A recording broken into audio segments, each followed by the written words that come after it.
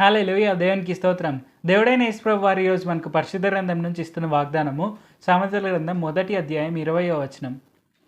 జ్ఞానము వీధులలో కేకలు వేయుచున్నది, సంత వీధులలో బిగ్గరగా పలుకుచున్నది. సో ఈ వచనం కనుక మనం చూసుకుంటే ఇక్కడ మనకి ఏమర్థమవుతుంది? సో ఆబ్వియస్‌గా ఈ గ్రంథం కనుక మనం చూసుకుంటే ఇందులో 2 డిఫరెంట్ థింగ్స్ ఉంటాయి. సో జ్ఞానము ఒక మంచి స్త్రీలాగా ఉంటుంది అండ్ చెడుతనము ఇంకో స్త్రీలాగా జార స్త్రీలాగా ఉంటుంది. సో ఇక్కడ మనకు 2 డిఫరెంట్ కాన్సెప్ట్స్ ఉంటాయి.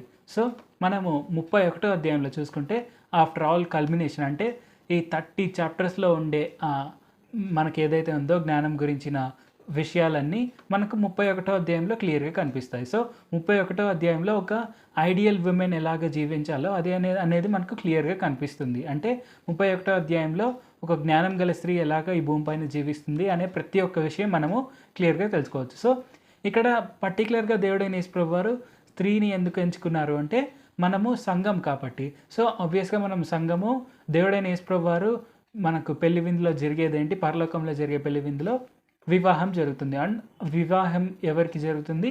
దేవుడైన యేసుప్రభు వారికి అండ్ సంఘానికి. సో సంఘం స్త్రీ.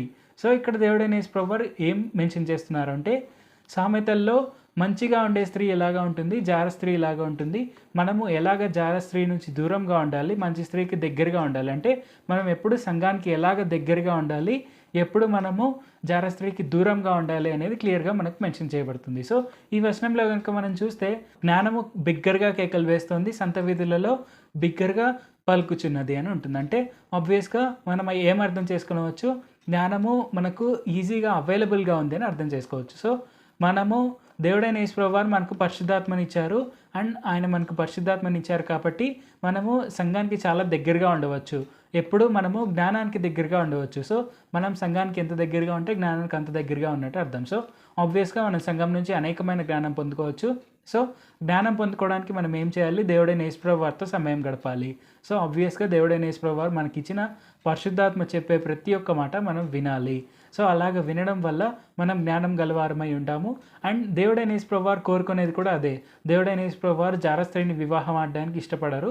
దేవుడైన యేసుప్రభు వారు జ్ఞానం గల స్త్రీని, మంచి స్త్రీని, బుద్ధి గల స్త్రీనే వివాహానికి అంగీకరిస్తారు. సో ఆబ్వియస్గా మనము జ్ఞానం కలిగి ఉండాలి. సో ఆ జ్ఞానం పొందుకోవాలంటే మనము దేవుడైన యేసుప్రభు వారిని అడగాలి. మనం ఇది యాకోబు గ్రంథంలో కూడా చూడవచ్చు. 1వ అధ్యాయం 5వ వచనంలో చూస్తే మీకు జ్ఞానం కదుగా అంటే దేవుడైన యేసుప్రభు వారిని అడుగుడి, ఆయన ఎవరిని గద్దించడు, ఆయన అందరికీ ఫ్రీగా దయచేస్తారని ఉంటుంది. సో ఆబ్వియస్గా మనము దేవుడైన యేసుప్రభు వారిని అడిగితే ఆయన మనకు జ్ఞానం ఇస్తారు. సో ఇది మనకు చాలా సింపుల్ విషయం, అదేం మనకి ఇన్యాక్సెసిబుల్ థింగ్ ఏం కాదు. సో మనం ఎప్పుడు లిజనింగ్ స్పిరిట్ కలిగి ఉండాలి అండ్ మనం దాన్ని పాటించే స్వభావం కూడా కలిగి ఉండాలి. మనకే అన్ని తెలుసు అని మనం ఎప్పుడు అనుకోకూడదు. మనం ప్రతి ఒక్కరము లెర్నర్సే. సో ఇది మనం గుర్తుపెట్టుకొని హ్యూమిలిటీ, హంబుల్నెస్ అనేది మనం కలిగి ముందుకు సాగాలి. ప్రార్థించుకుందాం.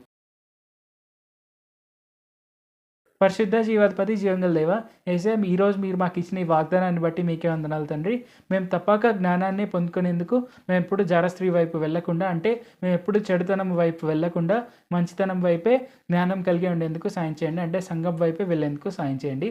తద్వారా మేము గొప్పగా ఆశీర్వదింపబడి మేము మీరు అంగీకరించే బుద్ధిగల స్త్రీగా ఉండవచ్చు అని తెలియపరిచినందుకు వందనాలు తండ్రి. ఇది మేము ఖచ్చితంగా గుర్తుపెట్టుకొని మేము బుద్ధిగల సంఘంగా ఉండేందుకు సాయం చేయండి.